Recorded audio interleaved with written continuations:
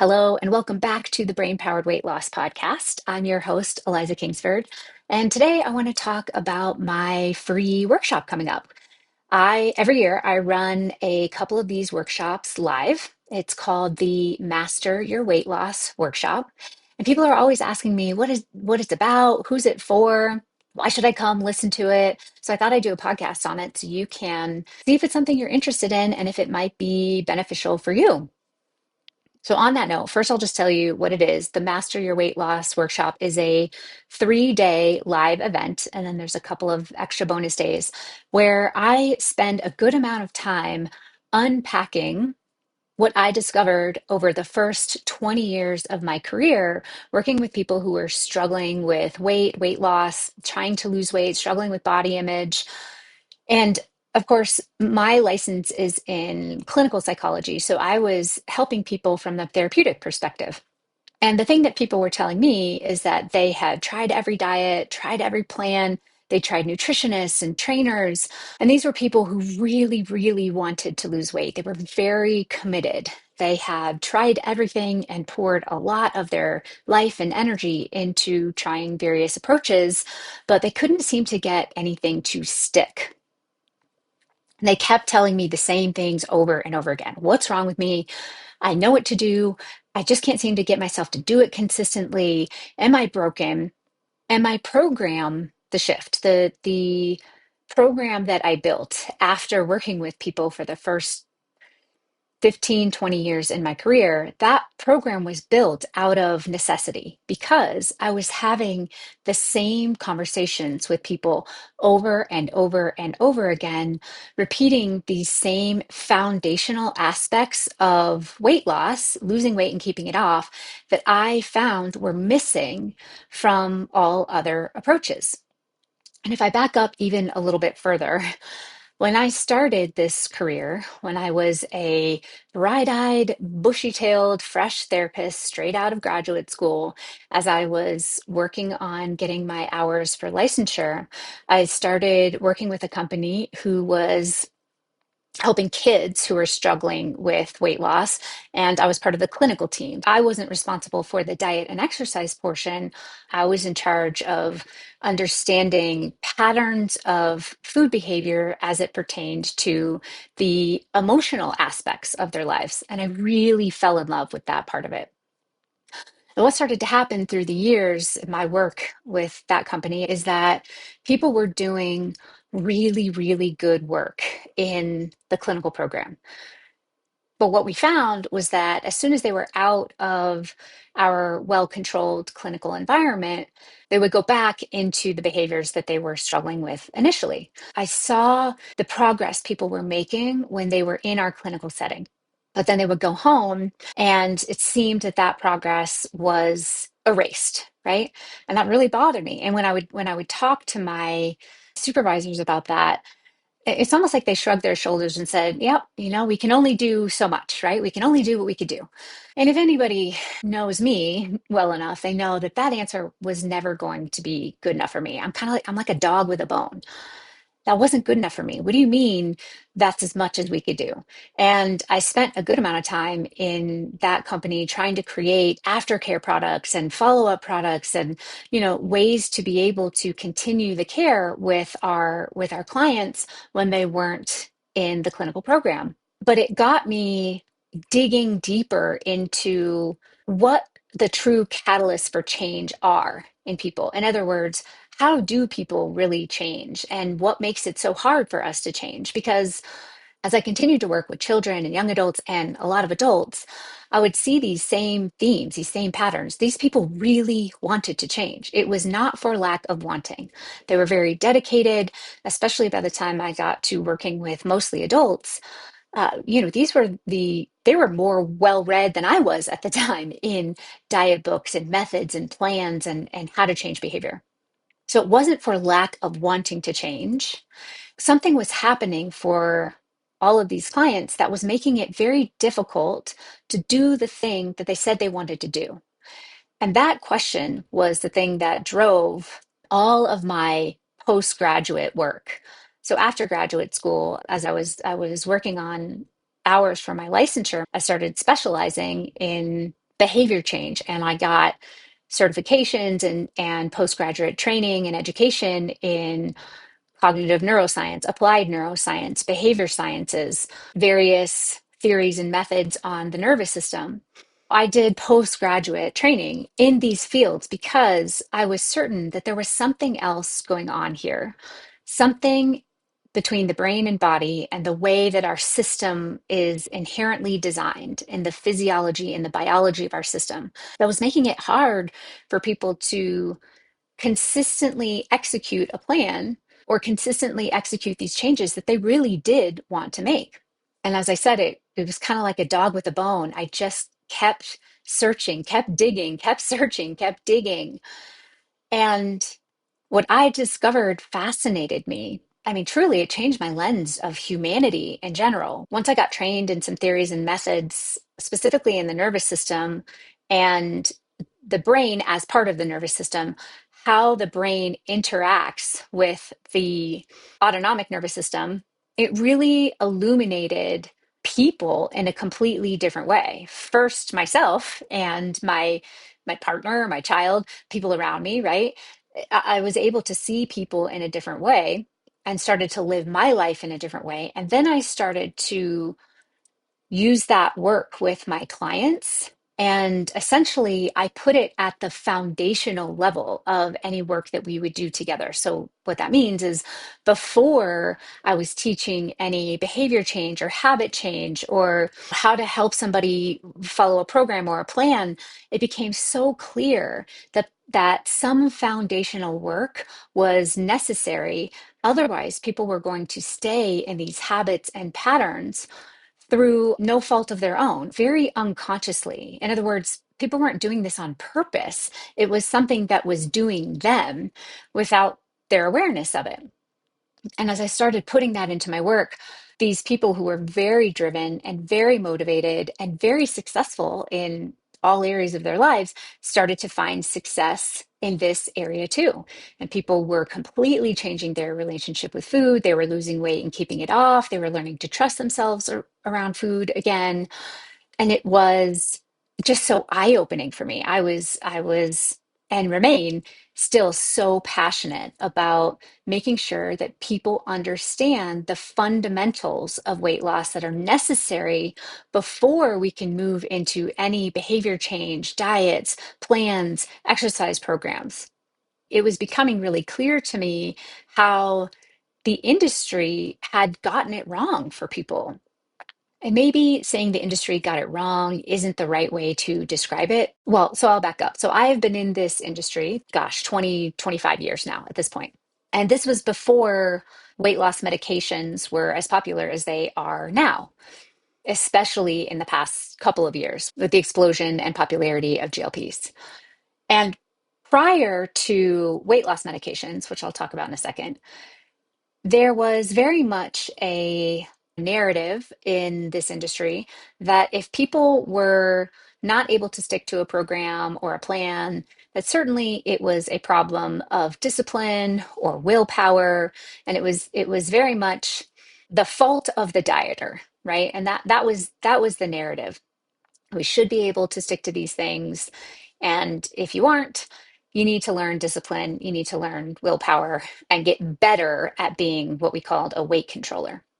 Now, that narrative was pervasive and in some ways still is pervasive in certain circles, but especially because we didn't have an effective avenue from a medication standpoint.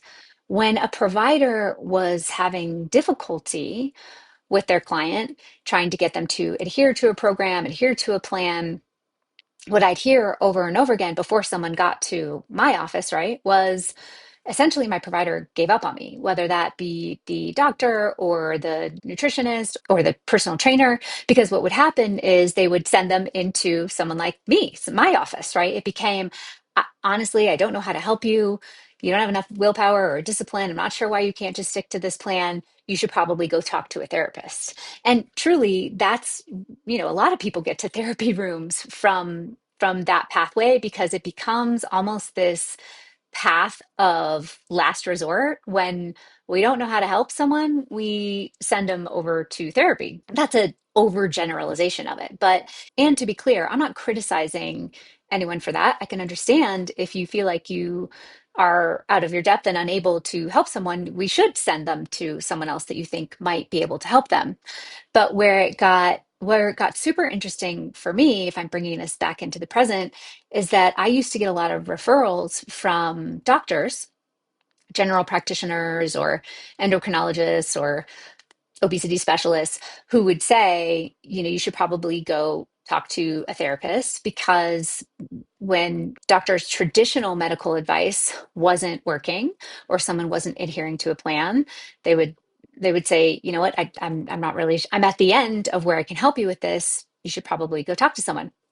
And again, because I've been in this field for so long, and as stubborn as I am, I wasn't accepting, well, we just can't help you as an answer. I was digging and digging and digging and digging. Why? What is making this so hard for people? Because people would come into my office in so much pain.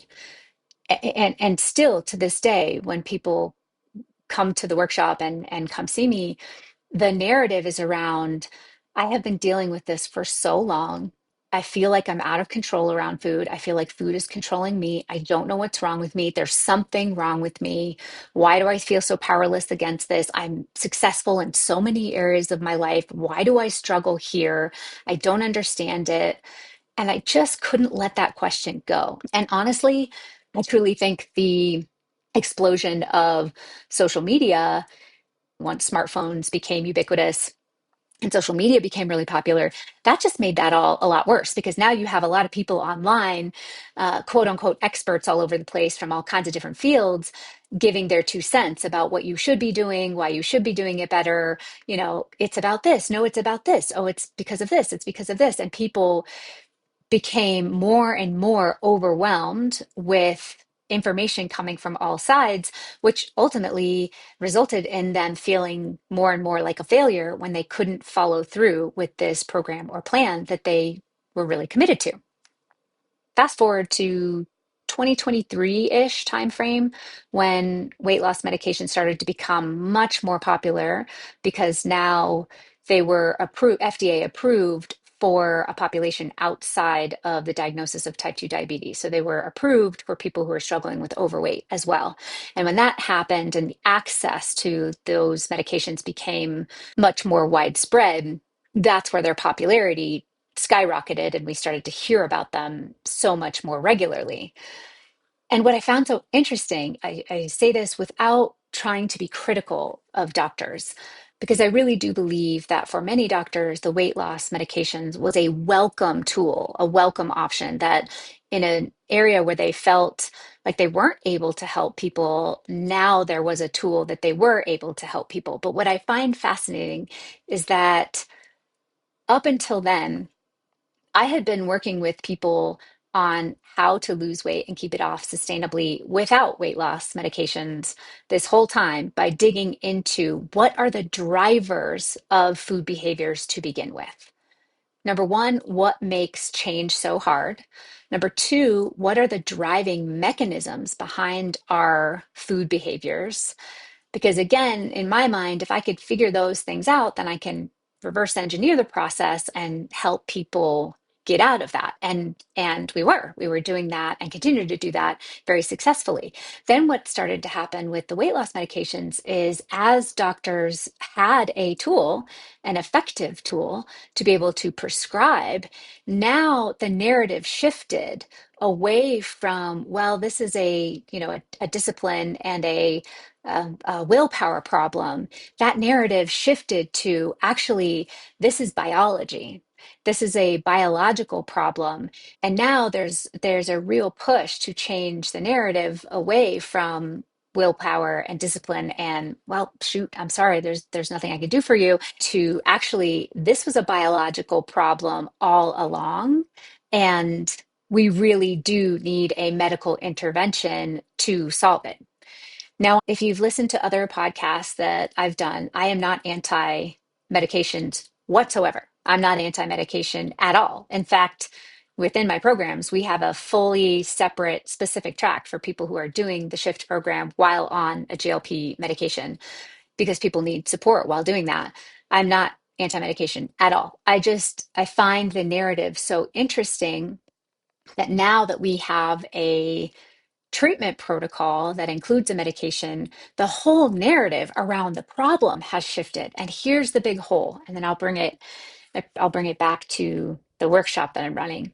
The narrative now that the problem is biological in nature, and because it is a chronic biological disease, it requires a medication for ongoing treatment, which again, I'm not saying that medication is not an effective tool, but now that we have the medication, the whole narrative around how we look at weight loss is shifting. I have been digging into the biological mechanisms, the drivers of why we move towards food to begin with for years, and have been treating people from this perspective because I was trying to answer the question, what drives us to eat to begin with? And now the new narrative is focused on an effective tool to diminish the desire to eat and the motivation to eat. But if you can hear the difference there, it still doesn't solve the initial problem, which is what are the drivers to eat to begin with? Now, without going too far down that rabbit hole, there are many different biopsychosocial drivers to eat. Biological, sociological, psychological drivers to eat.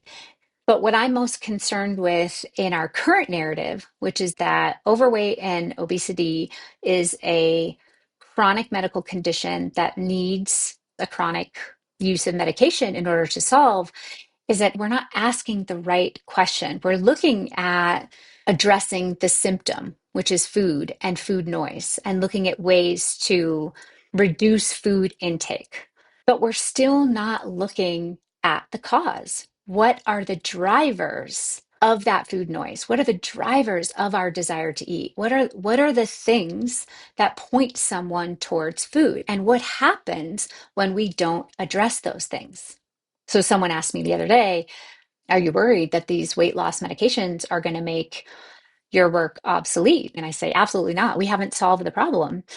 We have blunted the response, which is to eat food. The food is the response, the food is the symptom, but we haven't solved the problem. So that brings me all the way back, diving deeper into the nervous system, neuroscience, the way the brain and body work together to create every aspect of who we are. This isn't just our drivers for food. The nervous system and the brain work together to create all aspects of being human. And studying that and deeply working with that material changed the way that I fundamentally worked with clients. And what I found was that it was a hard thing to explain quickly. And in the world of social media and quick marketing advertising, what they were requiring is these quick snippets explain why someone needs to know this information. And that is really hard for me, as evidenced by me droning on here for 20 plus minutes about this topic. I get so passionate about people understanding the whole context that it was really hard for me to speak in these little snippets and nuances. So out of that necessity became the Master Your Weight Loss workshop, where I get the opportunity to spend 3+ days explaining to people why I think the weight loss industry has been missing a huge, crucial piece of this puzzle, multiple pieces of this puzzle. And if we don't address them, that leaves people feeling like they're stuck in a washing machine that they can't get out of. And they're stuck in this yo-yo diet cycle over and over again, ending up with learned helplessness, feeling like, why bother even trying again? Because I know this is going to fail. And learned helplessness is a really detrimental pattern that truly can get in the way of someone being able to make successful changes long term. I can't tell you how many people who have come to this workshop who've said, I have been recycling diets for 10, 20, 30 years. I don't see how I can ever get out of this.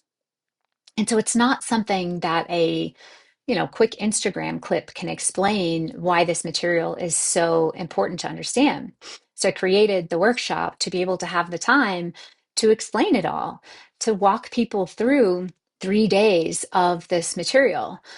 And it's why it's been one of the most popular things that I do for free, to let people know who I am, what my philosophy is, what my background is, because that's another thing. I feel like, especially in this day and age, where everyone's an overnight expert on the internet at whatever they want to be an expert at. I mean, with the addition of AI now, honestly, anybody could claim that they were an expert in any subject. And I personally believe that there is no replacement for years and years of experience working with people. Even to earn a therapeutic license, many people don't know this, but I had to get over 2,000 supervised hours of clinical experience where you have to work with a clinical supervisor and discuss cases and think through different methods and different ways of treatment, which is an invaluable process, right? It's one thing to read something from a textbook or read a description from an AI bot about what might help someone. It's a totally different experience to get hundreds of hours of clinical experience working with clients.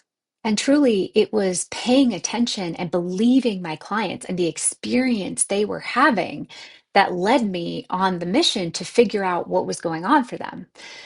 So those years and hundreds of hours of clinical experience and truly listening to what my clients were saying, that was the thing that really got me. It became so clear that these weren't people who just didn't want to change, were resistant to change. There was something deeper going on. And that drive was what led me to ultimately to create the Shift program, but even more so, trying to explain to people the role of the nervous system in food patterns and eating behavior, the role of the brain and neuroplasticity in food patterns and eating behavior, the role of habit formation, and then the process of habit change in food patterns and eating behavior. These are concepts that deserve an unpacking. And quite frankly, you deserve it. If you're someone who has struggled with this for any amount of time and just feel like you keep coming up against a brick wall when you're trying to change your patterns with food, you deserve to fully understand the scope of what might be going on. And one of the hardest things to get from people these days is attention. And it's so fascinating. I'll try not to get us too off course here, but it's so fascinating to me because it's such a paradox. True change, lasting change, actually requires your ability for attention, attention and intention. It's one of the requirements of lasting change. And yet we are currently living in an environment where our brains are being trained for inattention. They're being trained for quick fixes, snippets, shorts, reels, clips, right? These short bursts of attention. And the more we succumb to that, the less capacity we have for deep learning and to be able to truly absorb something new so that we can change. It's such a paradox because more than ever, people want to change. And in our current environment, we are less and less adept at change by the nature of our current environment. So many layers there. So, all that is to say, I am well aware that there are demands on your time, that there are many different places where you have to choose your time and attention and focus. This workshop that I'm about to run next week, hopefully I've let you know that there's a lot of depth and breadth that have gone into the reason why I run this workshop. I really want to provide you the deep understanding of what I found out over, let's call it 15, 20 years of researching why it's so hard for people to change. And I do, I walk the participants through exactly what I found out and how it applies to your struggles with food or weight loss or whatever you're dealing with. And yes, I also talk about the shift program that I run within the workshop. It's funny, whenever I run these workshops, there's always somebody who comments something like, "Oh, free workshop, but how much is the cost of the program?" And sometimes they're very frustrated about that. And I chuckle because I think to myself, You could look at it like that if you want, or you could look at it from the perspective of a licensed clinician with 25 plus years of experience in the industry that you essentially get a, gosh, I don't even know, 5 to 7 or more hour interview with, right? You get to hear my clinical background, my philosophy about change, how I view the change process, exactly what I help people with. When is the last time that you chose a doctor or provider or someone that you work with where you had that amount of access to them to ask them, well, what do you believe and how do you do this and what's your personality like? Right? I've never had the opportunity to spend that much time getting to know any of my medical providers. So yes, you can look at it from the perspective of, oh gosh, you're going to provide a workshop and then provide an opportunity to continue the work. Or you can look at it from the perspective of, wow, what a really cool opportunity to get to know the inner workings of someone's mind, their philosophy, their treatment approach. And that's how I always view these types of workshops and events or whatever you'd like to call them. So that was my very long-winded, I love to be long-winded.